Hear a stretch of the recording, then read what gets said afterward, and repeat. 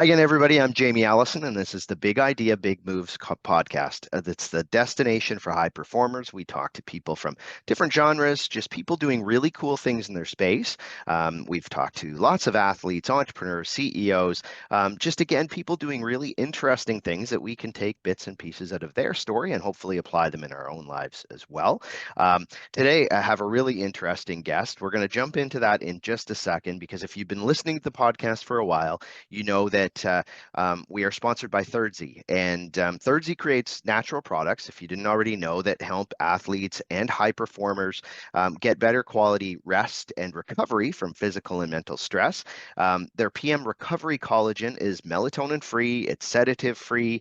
It's a powder that just helps you better quality rest and also at the same time supports joint and muscle repair as well. So lots of athletes use this stuff as well.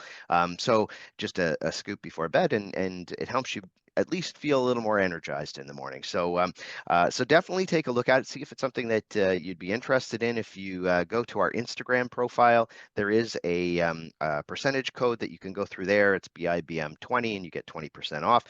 Or go directly to thirdzy.com and do the same thing there and check it out and see if it's something that hopefully will help you as well. So really excited to have Alana Carter with us today. She's a rising star in international sports car racing. She placed first in the 2022 Formula Women Racing competition, and most recently, I did see that she placed fourth in class at Donington Park Circuit in the UK. We'll talk a little bit about that.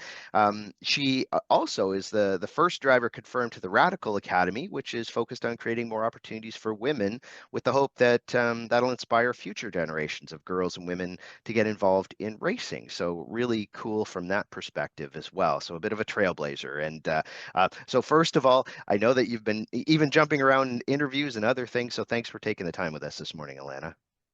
Absolutely. Thank you so much for having me on. I'm excited to be here. All right. Well, one of the things that I found is interesting, is that you grew up in Western Canada, and maybe not the most traditional path into racing, I guess, from that standpoint. But maybe just, what even took you down that road? Like, how did you get here? Because you're still young, obviously, but that means that you probably did a fair amount of stuff. What is it that sparked your interest in that, and how did you get here? Yeah, so my family is definitely the reason I got into racing. So Yeah. we started doing oval track racing at a pretty young age. I was in a stock car already when I was 11 years old. Oh, wow. Yeah. Just struggling to hit the Yeah. pedals, you know. Um yeah, so I did a few years of oval track racing and then I moved over to the dirt oval track. I loved it. I always wanted to pursue a career in it and figure out how to go farther. But when I was younger and I didn't have any friends or anyone that I knew on a personal level that had taken it professional. Yeah. Um, and then I got involved in like the touring auto show network. So I was working for different brands. Hmm. And through that, I met a bunch of professional race car drivers and people who are now my closest friends. Um, and they were all in circuit racing. And I just kind of got introduced a little bit more to that world. I Yeah. had a friend invite me to fly out to Calabogie to do an endurance race.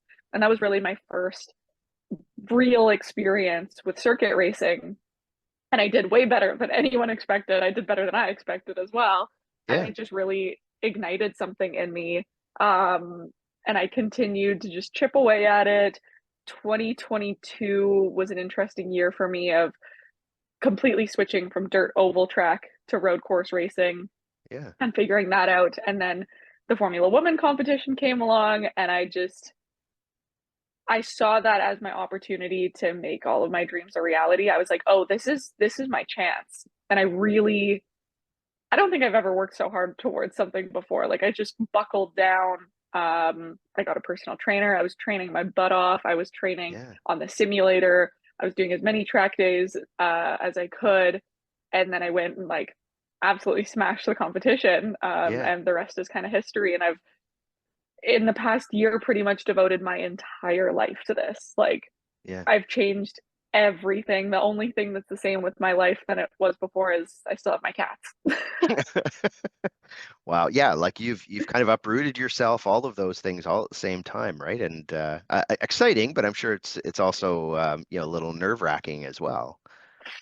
Tell me about it. Yeah, the past year, I'm really fortunate actually that I'm starting to see like the almost the ROI Mhm. on my efforts quite quickly. So it's quite encouraging that, I know I'm doing the right thing and I know it's going to pay off. But the first few months or so even of me like leaving my stable normal job so that I had the Yeah. flexibility to just like go to England for a month, go to Dubai, like I have done this year. Yeah. Um, and that was really nerve-wracking and like for the first time in my life really experiencing financial stress and being like, I'm trying to chase the dream and I need to be pretty much living at the gym and living on the simulator, but priority number one is also making sure I can make rent this month. It's Right. Right. there's a lot of factors going on that are a little stressful.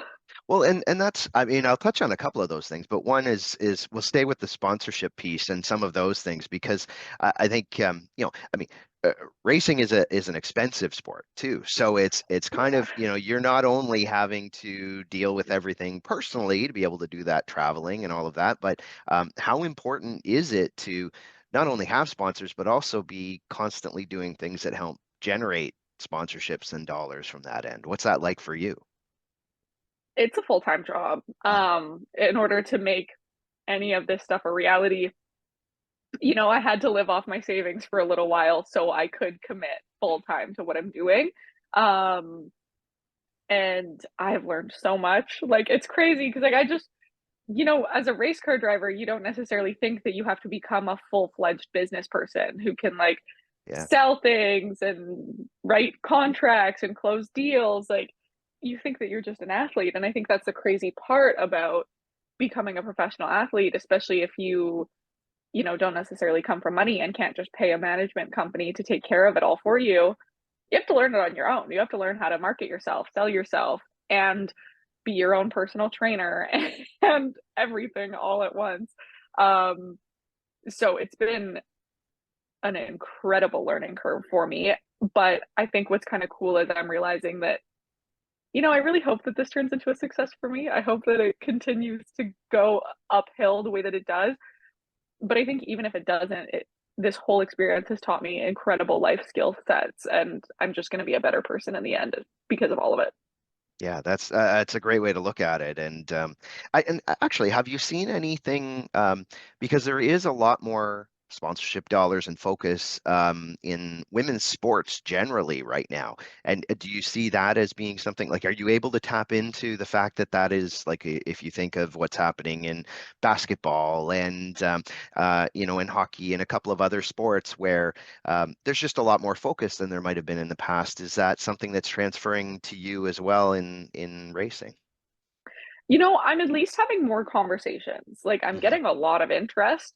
Um, Still kind of having a bit Still of tough. difficulty Yeah. with like it's just as hard. Like whenever you're dealing with money and Hmm. big money, Yeah. it's not that easy.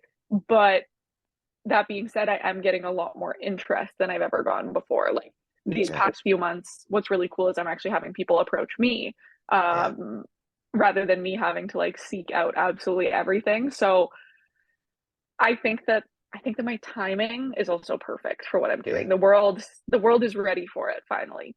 Yeah, yeah, no, that's great, and the other thing you mentioned earlier is training and some of those things, and a lot of people, I think, it's probably still unless you're really connected into racing, people don't realize how much you have to work on, work physically to be able to do racing, and maybe just tell us a little bit about that to somebody who maybe just thinks it's like driving a car and it's like, okay, well, really, what do you need to do? And it's absolutely something you have to train for and pretty intensely, from what I understand.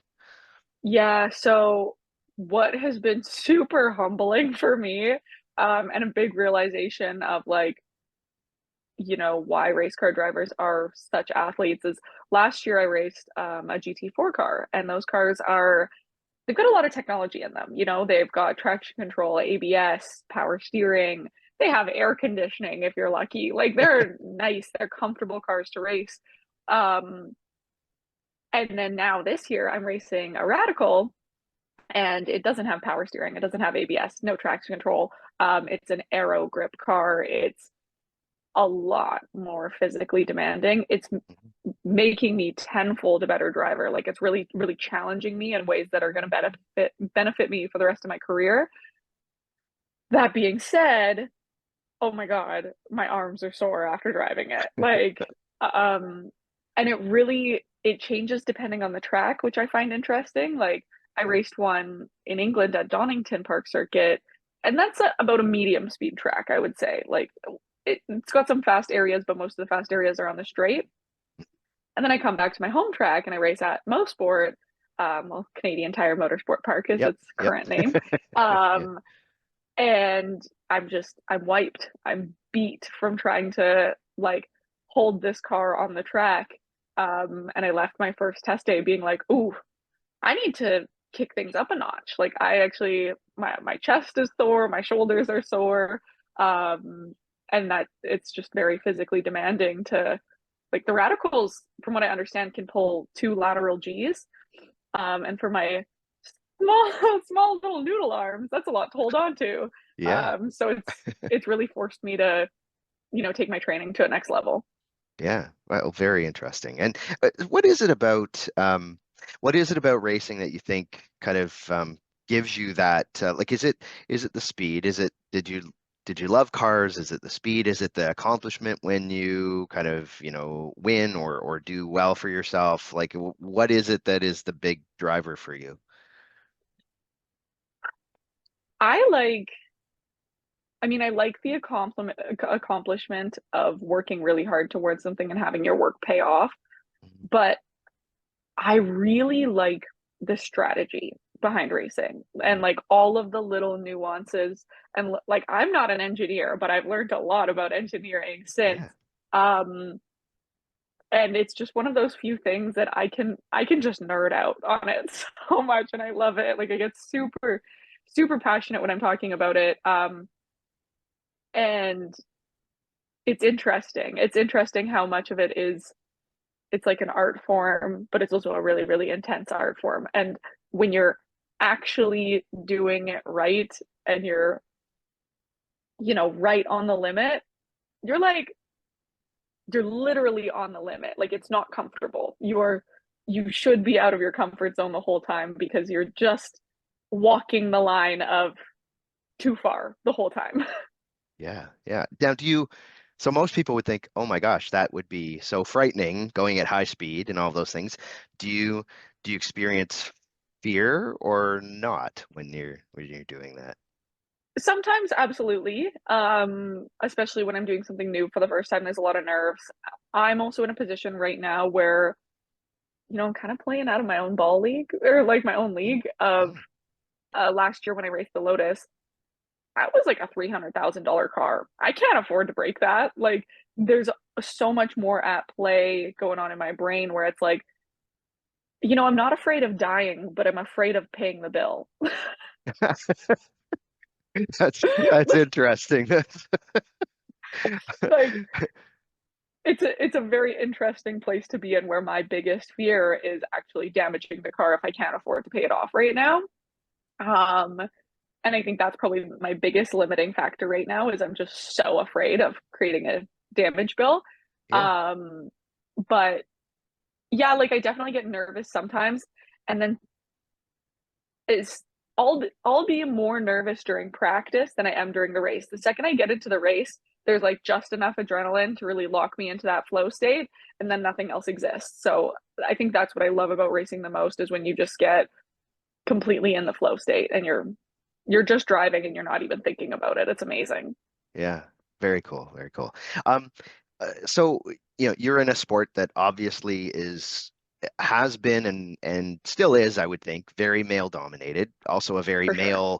male kind of, that whole kind of idea probably is something that you have to deal with all the time. Has that been something that is like is it difficult to deal with that, considering, you are one of those trailblazing kind of women in that type of sport? You know what's interesting? Because obviously I get this question all the time. Yeah, It's a yeah. very evident thing. Um, I've seen it impact people close to me, and I don't like, I hate it. I hate watching other people feel, belittled because they're a woman or something. Hmm. I personally have been very fortunate with my community and the people around me. I don't know what it is. I don't know why I got so lucky, but ever since I was younger, my community has just been like, oh yeah, like watch out for the 14-year-old girl, she's gonna spank you. Like Yeah, they just always treated me like I was a driver and viewed me completely for my talents and not my gender. And I'm so grateful for that. Naturally, we still get comments, but they're always coming from the little guys. It's coming from the comment section on TikTok and Instagram, and it's yeah, like, you know, like it's still annoying, but at the same time, I try to remind myself that like if they weren't making fun of me for my gender, they're just gonna find something else to make fun of me for. Like you go and look at the guys' comment section, and it's just as savage. They're just not talking about their gender. People just love to find something to complain about. yeah, Um, and yeah, I would say that the comment section on social media is probably the only time that I'm reminded about sexism in this industry, because when it comes to my competitors, my teams, the series that I race for, those people are beyond supportive. They're so kind to me. They're so excited to see me there. Um, and yeah, like I've been at least very, very fortunate that it doesn't feel like it's a relevant factor. If anything, it's starting to feel like maybe it's becoming a bit of an advantage because there's such a big push for women in sport right now. yeah. Um, so yeah, I don't view it as an issue anymore. Yeah, that's great. Now, because of that, though, how about the other side of it is you're probably bringing more young girls and women into watching, and you're probably seen as one of those role models that there may not have been as many before. What's that like, I guess, knowing that, every time you're racing, you probably have people in the stands that are looking and thinking, wow, I can actually do that, where maybe it didn't come into their mind when they were younger and didn't grow up in a family like yours that was already involved in it. Yeah, it's actually super cool to me. Like I didn't realize until recently that this was bigger than myself. Um because for the last few years it was just like, oh, I just wanted to chase my dream. I wanted to become a race car driver. And I've received so much support lately of people being like, you're so inspirational, like thank you for doing this. And it's just really crazy to know that I am making an impact on other people. And what's interesting and um, is to see how much I've developed on this topic in even the past year alone. Because I would say, yeah, probably 2 years ago, a year ago, I I was like this angry little girl, and I was like, I want to be viewed as a driver. Like, I don't want my sex to be, or my gender to be part of how people view me. I don't want people to view me as a female race car driver. I just want them to view me as a driver. And I was really adamant on that. And now my perspective has changed so much where I'm actually so passionate about the women in motorsport thing. I love it. I have become a massive advocate, and I'm like, hell yeah, I am a woman in this sport. And I'm going to be a force to be reckoned with. And there's so many women that I've helped introduce to the sport now. I'm helping develop a few drivers and coach them, and it's super rewarding because I didn't, I'm a bit. I'm trying to think of the right word to like, but I can be stubborn. Like I'm not really phased by things. So I think it was a really good reminder that just because I'm unbothered by being the only woman in the paddock, others are not. And more women are a lot more inclined to feel like more comfortable and more welcomed when there's other women there to welcome them. For me, I was used to just always being the only woman, so it never really bothered me.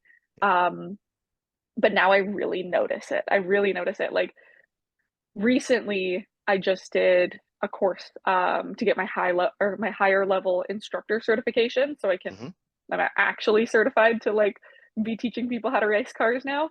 Yeah. Um, I was the only woman in the course, and I was like, you Mm. know, I can't necessarily say I'm surprised, but I'm still a little disappointed that I'm the only one here because I had started getting more comfortable with at least there being two, three other women at the track.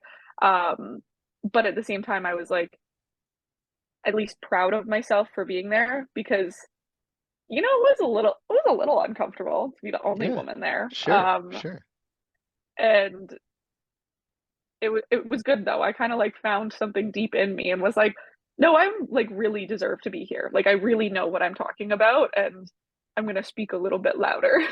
Yeah. Yeah. Well, and I mean, uh, obviously kind of how you came up through racing has impacted some of that. The other part is that you must have pretty high resilience because even being a racer is probably, you have to have a certain amount of resilience even just to do that. Where does that come from for you? Like is that something that you're born with and or is it something you've developed over time? What's that like?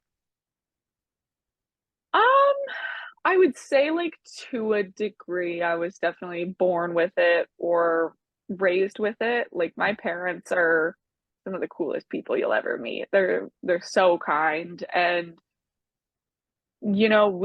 I feel like my family never viewed failure as failure. Like you tried something new, carry on. Maybe you sucked at it, whatever. But you never know until you try. And my whole life, I've been, maybe a little impulsive, and I'll just try things if I want. I went and did a kickboxing class yesterday for the first time ever. I was terrible at it. I'm not a fighter at all. Um, but I'm very impulsive with just like being willing to try things. And I think with being comfortable trying so many things, um, yes, I had a lot of failure, but my success rate also went up. And I realized, like, hey, I'm actually kind of good at things. Um, and I'm also very, very good at finding the silver linings in things. Like, I'm almost a cripplingly positive person. And no matter how terrible something is, I'm like, yeah, but look at this good thing I got out of it. So I think that's definitely a big part of why I'm so resilient is like I can have the worst day ever and I'll be like, well, look at how much stronger it made me. I'm just proving to myself that I can survive the worst. So I think that kind of mentality has really helped me survive in this game. Yeah, yeah. And you obviously to make some of the moves you have in the last little while, like personally and professionally, um are you do you have specific goal like are you a goal setter? Are you a write things down or are you just kind of okay, I'm just going to go all in and see where it goes kind of person? How do you approach kind of your goals over the next little while? So it's funny because I have dreams, and that Hmm. dream always sticks in the back of my mind, but I'm not the kind of person to write things down, write a 3-year plan or a 10-year plan. I fully fly by the seat of my pants, listen to my gut wholeheartedly, and just continue to put effort in every direction. Because I feel like some of the most amazing things that have happened to me, I never could have predicted those. I never could have planned for that. And it's all come down to just being in the right place at the right time with a smiling face and Yeah. doors opening up for me. So yeah, I continue to just put effort into every aspect of my life, and things kind of keep working out miraculously. Yeah, yeah. Wow, and it's not by chance, I'm sure. Not as much as it feels like to you, I guess. Yeah. If you're open to those things. So, um, what is next for you? Like how do things happen over the next little while so that people can get an understanding of what it's like to kind of live that life for a while. Yeah, so at least for this year, I'm super, super excited that I'm running in a full championship. So I'm supported with Radical Academy now, as you mentioned in the intro. Hmm.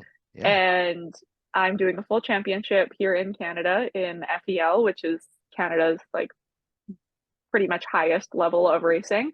yeah. Um, and for that, yeah, I'm full training full time for that. I spend a lot of time on a day to day, go to the gym, I'm on the simulator, I'm doing calls all day, Yeah. coordinating things. Um, and then I also do a lot of coaching. So tomorrow I'll be up at Mo Sport coaching, bringing some other fresh meat into the industry and getting Yeah. them addicted to racing.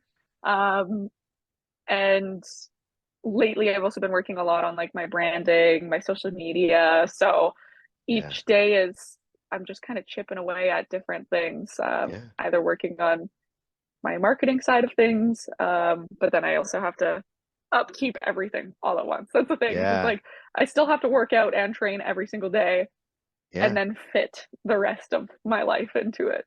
Yeah, you're basically you're running two businesses, your profession and then also all the stuff that generates everything to allow you to do it. So Yeah, that's a big and then you're young, you probably still also want to fit in some social life and everything else in there too, which can be the part if we're that lucky. falls off, right? So Yeah.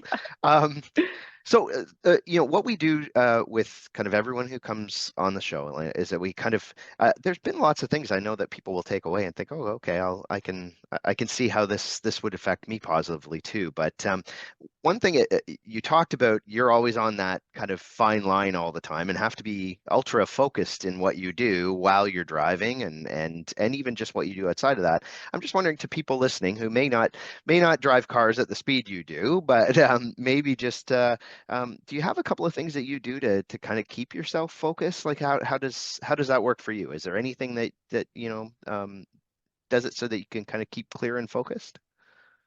Yeah, so when I'm more comfortable, I don't have to lean on my crutches as much, but especially when I'm doing something for the first time and I'm super nervous, what I've leaned on in the past is when I'm training, I'll have a Mhm. playlist with like 10 of the same Yeah. songs that I Okay. listen to over and over. And then when I get to the track or on my drive to the track, I'll listen to those same songs just to kind of get me in the right headspace, calm me down. Yeah. Um, I feel like that state dependent memory kind of at least does something. Um, and then while I'm on track, actually, a coach in England recently taught me this of having like one or two keywords that are short and sweet. Something as simple as like, so in racing, your vision is really, really, really important. Vision's Hmm. everything in racing. So something as simple as like, as I'm driving, if I'm starting to lose focus a little bit, just reminding myself like, eyes up, look long, just a little keyword to get you back in the game. Because as soon as you start looking down, you start driving like garbage. Yeah, yeah. No, Yeah, that's so really that's interesting because yeah, because it not having that clarity has much bigger connotation to it when you're driving at speed and everything too. But that is something that people can use at any time. So yeah, that's really cool. Thank you for that. So we also if people want to follow your journey, hopefully there's lots of sponsors out there too that get interested in that as well, and feel free to reach out, I'm sure. But I um, hope so. yeah. So what are some of the ways to connect with you and follow what's happening with you over the next little while? So I'm most prominent on my Instagram. My Instagram is just Alana.Carter. Um, I am I'm a little bit on TikTok, not really. I'm kind of Yeah. not as good with staying up on there, but yeah, Yeah. Instagram's probably the best spot to follow me, and follow along with my journey. Cool. Okay. And what we'll do is we'll put those links in the show notes. So if they didn't get it right away, they can click right through. You can take a look on your podcast platform, and it'll be there.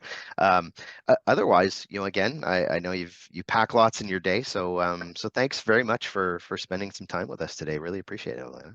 Of course. Thank you so much for having me on. It was great chatting with you. Yeah. All right. And to everybody else, we will talk again soon on Big Idea, Big Moves.